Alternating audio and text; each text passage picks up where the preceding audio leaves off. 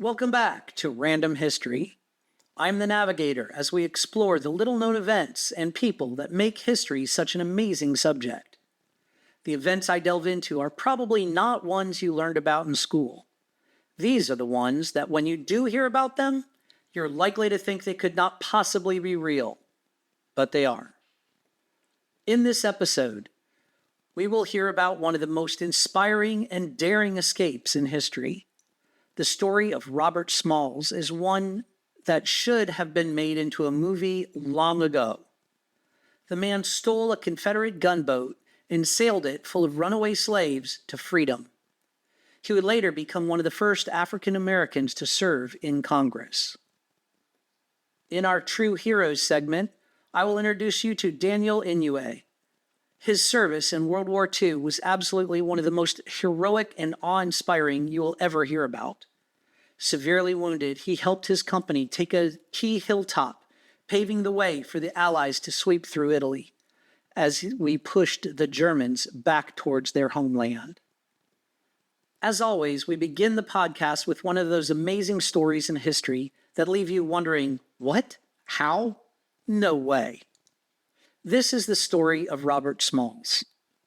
Robert Smalls was an extraordinary figure in American history, a man whose courage, intelligence, and determination transformed him from a slave to a war hero, congressman, and advocate for African American rights.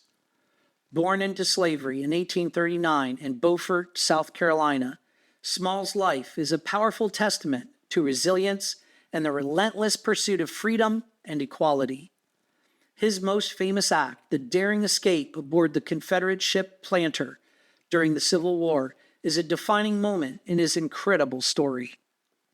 Robert Smalls was born on 5 April 1839 to Lydia Polite, a slave woman owned by Henry McKee. Smalls grew up in the McKee household, where he was treated relatively well compared to other slaves. Despite this, he was still bound by the harsh realities of slavery. As a young boy, Smalls was hired out to work various jobs in Beaufort, including a waiter, a lamplighter, and all of his earnings went to his owner. This experience exposed him to the broader world outside the plantation, fueling his desire for freedom. At age 12, Smalls was sent to Charleston, South Carolina, where he continued to work in various roles, eventually becoming a skilled sailor and boat pilot. His knowledge of the waterways around Charleston would later prove crucial in his daring escape. During this time, Smalls married Hannah Jones, an enslaved hotel maid, and together they had 2 children. Smalls was determined to secure freedom for his family, a resolve that would lead to his historic act of defiance. The defining moment of Robert Smalls' life came on the night of 12 May, 1862. By then, the Civil War had been raging for over a year, and Charleston was a vital port for the Confederacy. Smalls, who had been working as a pilot on the Confederate transport ship Planter, devised a bold plan to escape slavery. The Planter was a heavily armed vessel responsible for transporting guns, ammunition, and troops for the Confederacy. On the evening of 12 May, the ship's 3 white officers disembarked, leaving Smalls and his crew of slaves on board. Seizing the opportunity, Smalls and his crew enacted their plan. Smalls donned the captain's uniform and, with the help of the crew, sailed the Planter out of Charleston Harbor in the early hours of 13 May. Smalls expertly navigated the ship past 5 Confederate forts, using the correct hand signals to avoid raising suspicion. The most nerve-wracking moment came as they passed Fort Sumter, the site where the Civil War had begun. If the ruse were discovered, Smalls and his crew would have been executed on the spot. However, they successfully sailed past the fort and made a beeline for the Union blockade stationed off the coast. As the Planter approached the Union fleet, Smalls raised a white flag of surrender, a bedsheet borrowed from his wife. The Union sailors, initially preparing to fire on the ship, realized the significance of Smalls' actions and allowed the vessel to come alongside.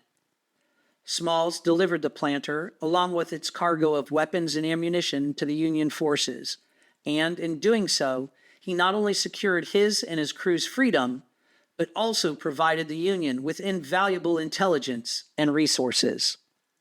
The escape of Robert Smalls was celebrated in the North, and he quickly became a symbol of bravery and intelligence. He and his crew were rewarded with prize money for the capture of the planter, and Smalls himself was hailed as a hero.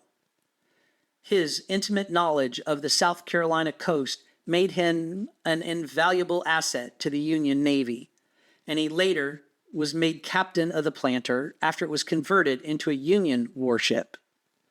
Smalls served with distinction, participating in numerous engagements along the southern coast. In addition to his military service, Smalls was a powerful advocate for the African American enlistment in the Union Army and Navy. His successful combat and leadership helped to convince President Abraham Lincoln and others of the value of African American soldiers in the fight to preserve the Union and end slavery. After the war, Robert Smalls returned to Beaufort, where he purchased the home of his former enslaver, Henry McKee, an act that symbolized his triumph over the institution of slavery. Smalls' influence and leadership extended beyond his military achievements. He became a prominent Republican political figure during Reconstruction, advocating for the rights of African Americans. In 1868, Smalls was elected to the South Carolina House of Representatives, where he worked to improve public education and advance civil rights for the newly freed African Americans. His political career continued to rise, and in 1874, he was elected to the U.S. House of Representatives, where he served 5 non-consecutive terms. During his time in Congress, Smalls was a staunch supporter of Reconstruction amendments, particularly the 14th and 15th Amendments, which granted citizenship and voting rights to African Americans. Smalls faced significant opposition from Southern Democrat, white supremacists, and former Confederates who sought to undermine Reconstruction efforts and restore white dominance in the South. Despite this, Smalls remained committed to his cause, advocating for racial equality, civil rights, and economic opportunities for African Americans. He fought against the rise of Jim Crow laws and the erosion of the gains made during Reconstruction, though these efforts were ultimately destroyed by the resurgence of Southern white Democrats in the late 19th century. Robert Smalls' legacy is one of extraordinary courage and dedication to the principles of freedom and equality. His life is a testament to the resilience of the human spirit and the profound impact one individual can have on the course of history. Smalls' daring escape aboard the planter remains one of the most remarkable episodes of the Civil War, symbolizing the broader struggle for emancipation and the fight against oppression.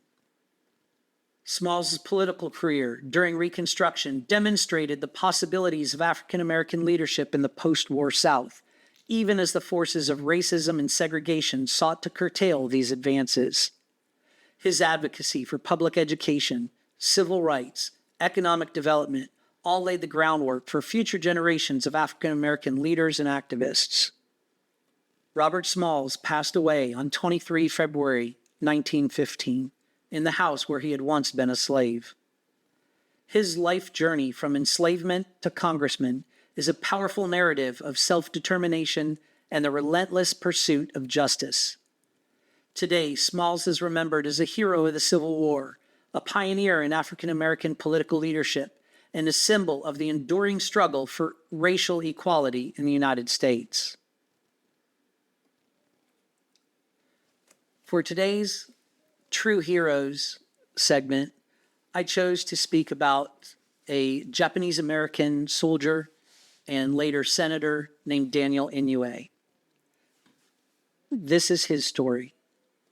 On 19 February 1942, President Franklin Roosevelt signed Executive Order 9066, allowing the imprisonment of American citizens of Japanese descent.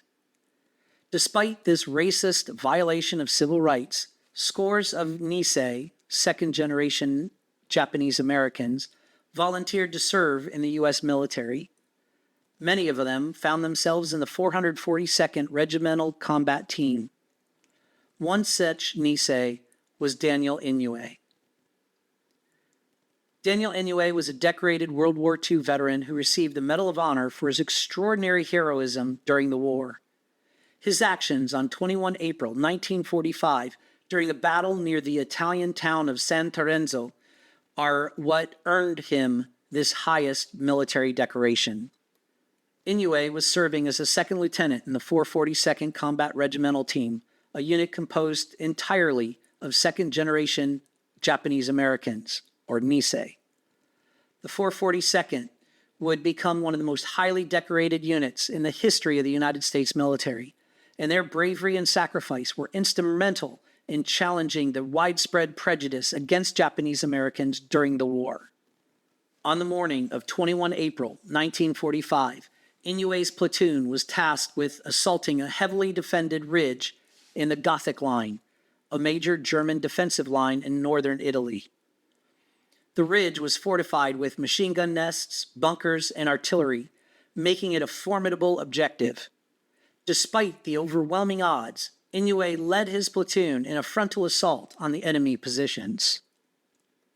As they advanced, Inouye was shot in the abdomen by a sniper. Although gravely wounded, he refused medical evacuation and continued to lead his men forward. He directed his platoon's fire and crawled up the hill, eventually reaching the first of the 3 enemy machine gun nests. With incredible determination, he threw 2 grenades into the nest, killing the enemy soldiers inside and silencing the gun. Inouye then advanced to the second machine gun position. As he was prepared to throw another grenade, his right arm was shattered by a German grenade, which nearly severed the limb. Despite the excruciating pain and the loss of the use of his arm, Inouye pried the live grenade from his useless hand and threw it with his left hand, destroying the second machine gun nest. Bleeding profusely and growing weaker by the minute, Inouye pressed on to the third machine gun position.